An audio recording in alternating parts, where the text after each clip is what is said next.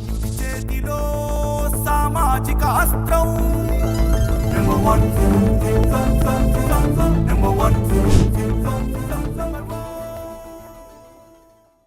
Welcome to number 1 news. నేను నందిని. విజయవాడ కనకదుర్గమ్మ దసరా ఉత్సవాలలో 4వ రోజు భక్తులు పోటెత్తారు.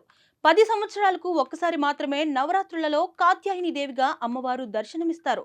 దీనితో భక్తులు తండోపతండాలుగా అమ్మవారి దర్శనం కోసం వస్తున్నారు. విజయదశమి రోజు మూలా నక్షత్రం రోజున భక్తులు ఏ విధంగా వస్తారో అంతకు మించి 4వ రోజు భక్తులు రావడంతో అధికారులు అవస్థలు పడుతున్నారు.